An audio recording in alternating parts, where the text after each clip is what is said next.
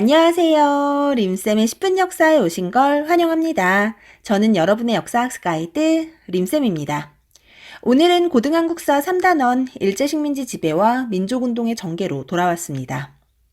지난 시간까지 우리는 일제에게 국권을 피탈당하는 과정에 대해 공부했는데요. 이번 단원에서는 일제강점기 일본의 수탈과 그에 맞선 우리의 저항의 역사에 대해 공부해 보도록 하겠습니다. 그럼 3-1 일제의 식민지 지배 정책부터 시작해 볼까요? 우선 일제의 식민 정책에 대해 공부하기에 앞서 이 시기 국제 정세에 대해 살펴볼 필요가 있는데요. 먼저 제1차 세계대전입니다. 1차 세계대전은 19세기 후반 제국주의 열강들의 식민지 확보 경쟁이 치열해지면서 생긴 첨예한 대립이 전쟁으로 터지게 된 사건인데요. 이 시기 독일과 프랑스의 식민지 경쟁으로 독일을 중심으로 독일, 오스트리아-헝가리, 이탈리아로 구성된 삼국 동맹과 프랑스와 영국, 러시아가 손잡은 삼국 협상의 대립 구도가 형성되고요. 범게르만주의와 범슬라브주의 역시 치열하게 대립합니다. 여기서 범게르만주의는 독일을 중심으로 이루어졌고요. 범슬라브주의는 러시아 계열이라고 보시면 됩니다. 이렇게 열강들이 서로서로 편먹고 대립각을 세우며 으르렁대고 있을 때 1차 세계대전의 가장 결정적인 원인인 사라예보 사건이 일어나는데요. 사라예보 사건이란 보스니아의 수도 사라예보를 방문한 오스트리아 헝가리 제국의 황태자 부부를 세르비아 청년이 암살한 사건입니다. 이렇게 자국의 황태자 부부가 암살되자 화가 난 오스트리아 헝가리가 세르비아에게 선전포고를 하는데요. 이때 러시아는 세르비아를, 독일은 오스트리아 헝가리를 지원하며 제1차 세계대전이 발발하게 된 겁니다. 이렇게 시작된 전쟁은 삼국동맹과 삼국협상을 중심으로 동맹국과 협상국으로 나뉘어 대립하는데요. 이 전쟁의 전세는 처음에는 동맹국에게 유리하게 흘러갔지만 독일의 무제한 잠수함 작전으로 피해를 본 미국이 전쟁에 참전하면서 승기는 협상국 쪽으로 기울게 됩니다. 결국 동맹국들이 잇따라 항복하고 독일 역시 바이마르 공화국 정부가 수립되어 협상국 측에 항복을 선언하며 1차 세계대전이 종식됩니다. 이렇게 협상국의 승리로 끝난 1차 대전을 세계대전이라고 부르는 이유는 유럽뿐 아니라 전 세계의 많은 국가들이 전쟁에 참여했기 때문인데요. 일본 역시 협상국 쪽으로 전쟁에 참전하게 됩니다. 이에 종전 후 국제정세에서의 일본의 입지는 더욱 단단해졌는데요. 당시 일본의 식민지였던 우리 입장에서는 참 나쁜 소식이죠. 한편 전쟁이 끝나고 난 후 전후 처리를 위해 파리에서는 파리 강화회의가 열렸고요. 이때 민족자결주의를 원칙으로 미국의 대통령 윌슨의 평화원칙 14개조가 채택됩니다. 이 민족자결주의로 인해 아시아의 여러 나라에서 민족운동이 확산되는데요. 우리나라의 3.1운동과 중국의 5.4운동, 인도의 비폭력 불복종운동이 이에 해당됩니다. 이처럼 각 민족의 정치적 문제는 스스로 결정할 권리가 있다고 주장한 민족자결주의는 식민지 상태의 약소민족에게 큰 희망을 안겨줬지만 이는 승전국의 식민지에는 해당되지 않는다는 한계를 가지고 있습니다. 한편 파리 강화회의의 결과 베르사유 조약이 체결되고 국제연맹이 창설되는데요. 이렇게 1차 세계대전 이후의 국제정세를 베르사유 체제라고 부릅니다. 이러한 베르사유 체제는 유럽 사회를 중심으로 한 새로운 변화였고요. 이때 아시아 태평양에서의 새로운 국제 질서도 확립되는데요. 이를 워싱턴 체제라고 합니다. 워싱턴 체제는 미국을 중심으로 하고 있는데요. 사실 미국이 1차 세계대전 이후 국제사회의 새로운 강자로 떠오르고 앞서 말씀드린 대로 일본 역시 동아시아의 강자로 영향력이 확대되면서 미국이 일본을 견제하기 시작합니다. 특히 일본이 중국의 21개조 요구를 제출하며 팽창을 꾀하자 미국이 일본을 견제할 목적으로 워싱턴 회의를 개최하는데요. 이러한 미국의 압박에 결국 일본은 중국에게 산둥반도를 돌려주고 군비를 축소합니다. 뿐만 아니라 미국과 영국, 프랑스, 이탈리아, 일본은 이때 해군 축소 조약을 맺는데요. 이때 생긴 국제사회의 새로운 질서가 바로 워싱턴 체제인 것입니다. 이처럼 1차 세계대전 이후 많은 변화가 생기는데요. 또 하나의 눈에 띄는 변화는 바로 러시아의 상황입니다. 러시아는 협상국으로 전쟁에 참여했었는데요. 이후 러시아는 전쟁으로 인한 심각한 경제난을 겪게 됩니다. 이에 전쟁이 한창인 1917년 노동자와 군인이 중심이 된 3월 혁명과 11월 혁명이 일어나고요. 레닌을 중심으로 한 혁명정부가 수립되는데요. 혁명정부는 독일과 강화조약을 맺고 전쟁에서 먼저 발을 뺍니다. 그리고 이후 토지와 산업을 국유화하는 사회개혁을 추진하고 코민테른을 조직해 결국 소비에트 사회주의 공화국 연방, 약칭 소련을 수립하게 됩니다. 이때가 1922년이었는데요. 이러한 소련의 출범은 이후 사회주의 확산에 엄청난 영향을 미치게 되죠. 우리나라와도 상당히 밀접한 관련이 있는 소련. 이러한 소련의 수립이 1차 대전이 끝난 이후 일어난 사실이라는 걸 잘 기억해 두세요. 자, 이렇게 일제 식민 지배가 한창일 당시 국제 정세에 대해 먼저 살펴봤는데요. 이제 본격적으로 일제 식민 지배 정책에 대해 알아볼까요? 이 일제 식민 통치는 1910년대와 1920년대, 1930년대 이후로 각각 다르게 전개되는데요. 이번 단원에서는 먼저 1910년대와 1920년대 식민 통치부터 살펴보도록 하겠습니다. 1910년 8월 29일 우리의 국권을 피탈한 일제는 우리를 강압적으로 찍어 누르기 위해 무단 통치를 실시하는데요. 먼저 식민통치 최고기구로 조선총독부를 설치합니다. 조선총독부의 수장인 조선총독에는 육해공 대장이 임명되는데요.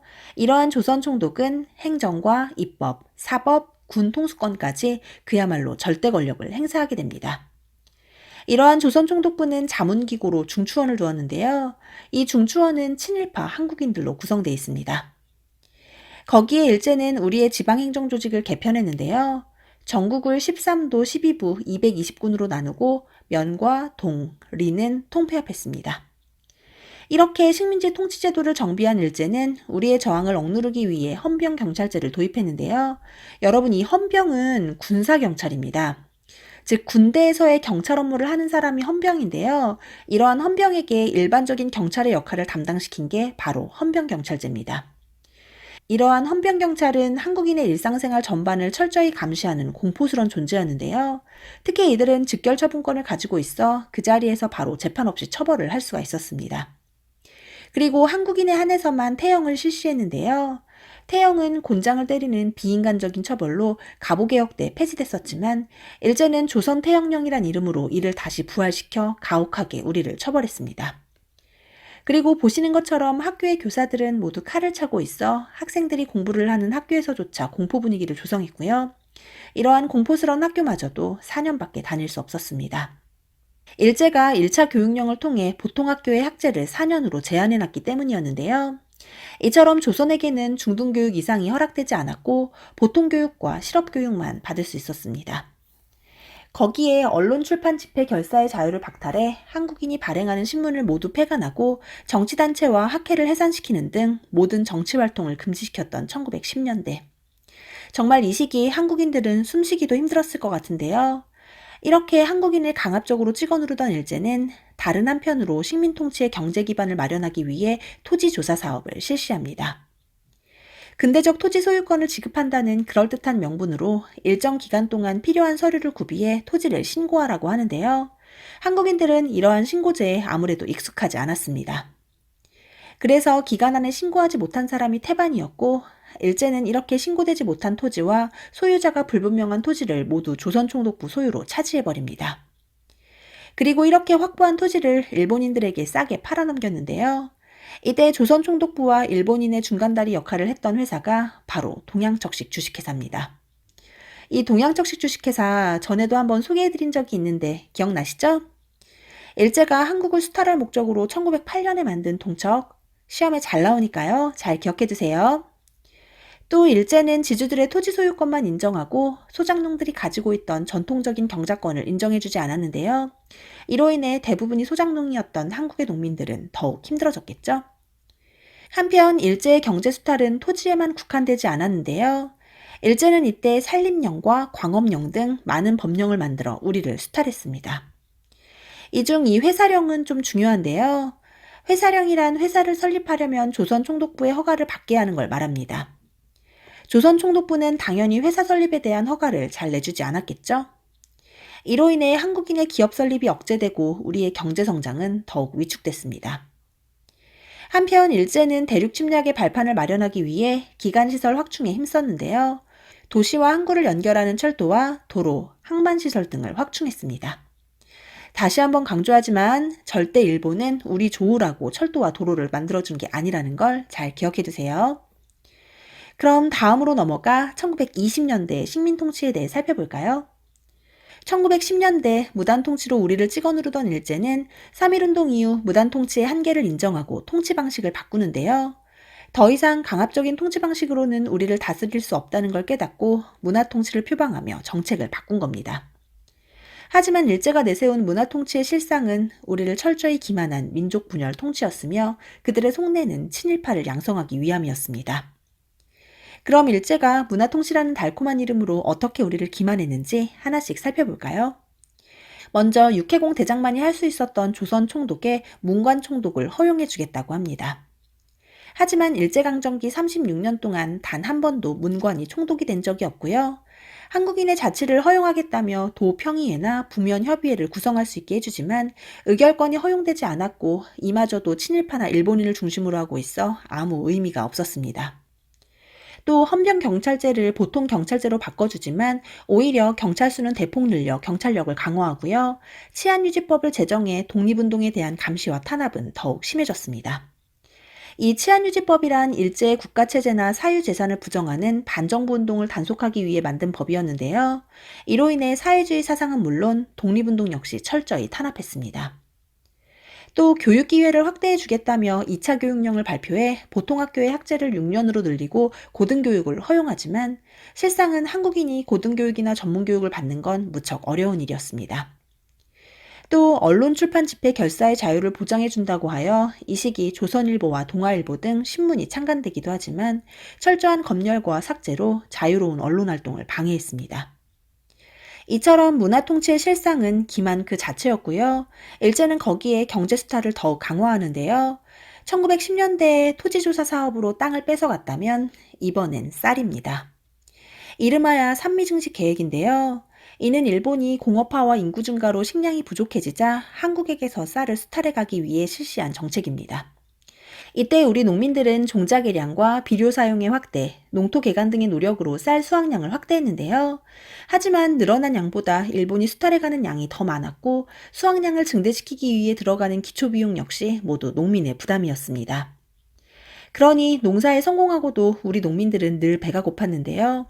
이를 해결한답시고 만주에서 값싼 잡곡을 들여와 농민들에게 나눠준 일제의 행패에 이 시기 농민들의 삶은 정말 피폐했습니다.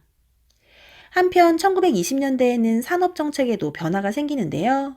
먼저 회사령을 폐지해 기존의 허가제를 신고제로 바꿔줍니다.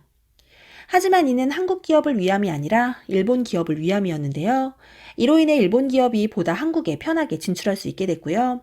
한국과 일본 간의 관세 역시 폐지해 일본 상품이 한국으로 무분별하게 들어오기 시작했습니다. 거기에 일제는 신은행령을 발표하고 한국인 소유의 은행을 합병해 금융권까지 장악했는데요.